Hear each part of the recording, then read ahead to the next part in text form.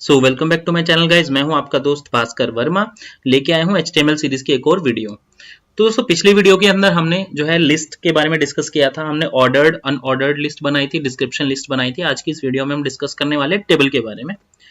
तो फटाफट से देख लेते हैं। मैंने अपने दोनों ब्राउजर एंड अपनी फाइल जो है ओपन कर ली है।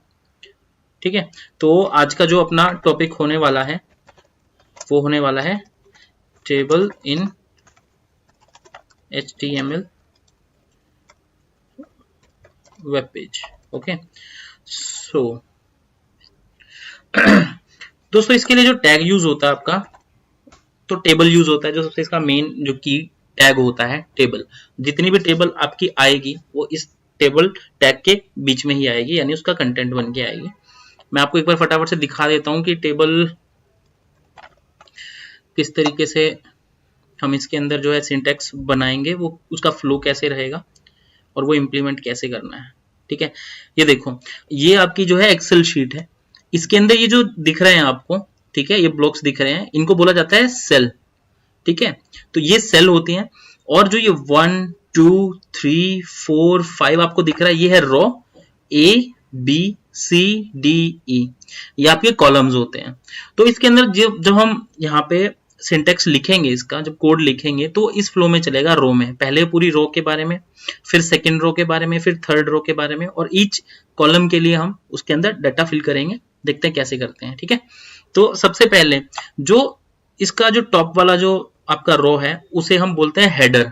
आपने कभी एक्सेल शीट बनाई होगी या देखी होगी तो उसमें देखा होगा कि यहाँ पे जो मेन टर्म्स होती हैं वो लिखते हैं। मान लो आप स्टूडेंट्स का डाटा बना रहे हो, तो यहाँ पे नेम, उनकी एज, उनकी क्लास, उनका एड्रेस, उनका कॉन्टैक्ट नंबर आता है, और फिर बीच नीचे डिटेल आती है, उनका नाम, हर एक स्टूडेंट का नाम आ जाएगा, उनका एड्रेस, उनकी एज, कॉन्टैक्ट डिटेल।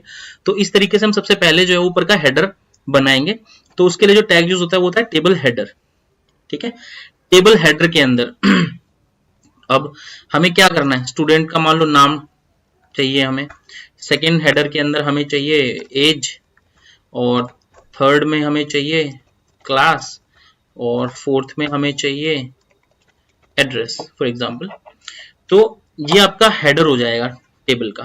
ठीक है, सेव कर देता हूं इसे। ये देखो, इसमें आ गई नेम, एज, क्लास, एड्रेस। ठीक है, ये ऐसे बनेगा, अभी मैं आपको दिखाऊंगा बना के इसको कंप्लीट। उसके बाद इसे हम एक टेबल रो के अंदर डालना होता है, क्योंकि ये फर्स्ट रो है। ओके, ठीक है, ये मैंने ओपन और क्लोज टैग जो टेबल रो है उसके अंदर इसको डाल दिया। अब बात आती है सेकंड रो की। ठीक है, तो दोबारा से टेबल रो बनाएंगे हम, यानी ये हमने जो है फर्स्ट रो का काम किया है ये वाला। अब हम सेकंड रो पे काम करेंगे। तो सेकंड रो में भी फ्लो सेम रहेगा। सेकंड रो में सबसे पहले ब्लॉक के अंदर नेम आएगा, फिर एज आएगी, फिर क्लास आएगी। तो अब ये जो हमने टेबल हेडर इसके अंदर लिखा है ना, वो सिर्फ हेडर वाली लाइन के लिए, यानी फर्स्ट लाइन के लिए, फर्स्ट रो के लिए है। अब आगे हम जो भी लिखेंगे वो टेबल डाटा के अंदर लिखेंगे, क्योंकि हम जो टर्म है वो ऊपर हेडर के नाम से लिखते हैं और फिर उसके अंदर डाटा फिल करते हैं। तो नेम के अंदर आप कुछ भी फिल कर दो।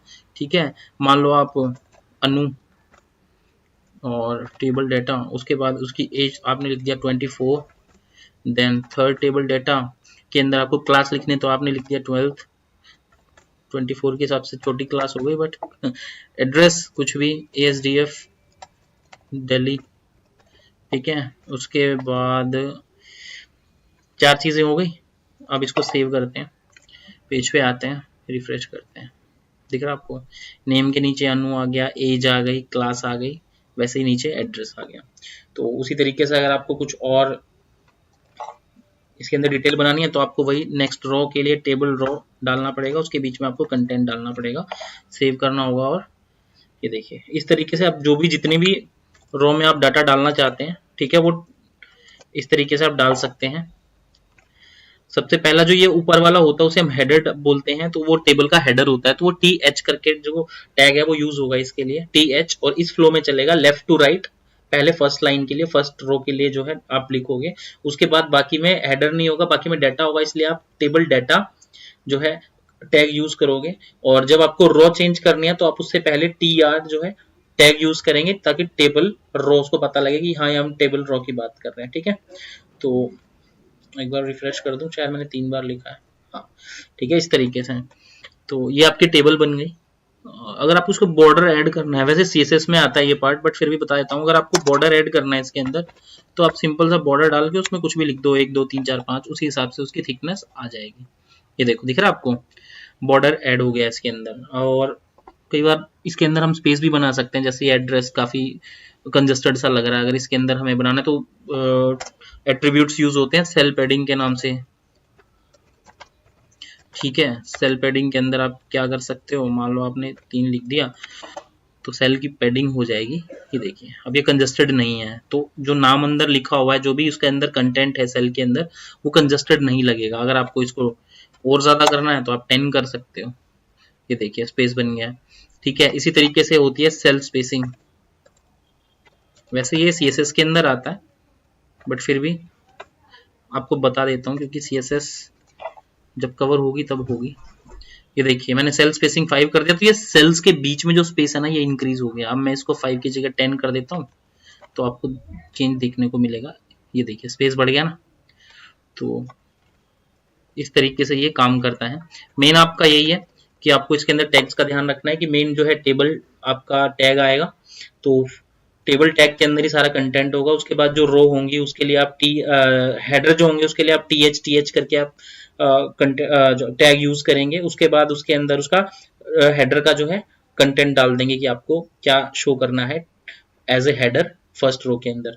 उसके बाद जो सेकंड रो स्टार्ट होती है वहां से हमारी नॉर्मल रो स्टार्ट हो जाती है, तो वहां पे हम डाटा फिल करते हैं। तो रो स्टार्ट करने के लिए TR टैग यूज करते हैं और उसके अंदर डाटा फिल करने के लिए TD फिल करते हैं। इसी फ्लो में चलेगा। जैसे पहले नेम है तो इसमें पहले जो आप लिखोगे वो नेम के नीचे आएगा, दूसरा एज है तो नीचे एज में आएगा, थर्ड फिर फोर्थ, इस तरीके से। आशा करता हूँ टॉपिक आपको समझ में आया होगा। उम्मीद रखता हूँ आप वीडियो देखने के बाद घर पे प्रैक्टिकली जरूर ट्राई करेंगे। तो दोस्तों मिलते हैं नए टॉपिक के साथ। Don't forget to like, subscribe and share. सीखते रहिए। मिलते हैं नए टॉपिक के साथ। Goodbye and take care.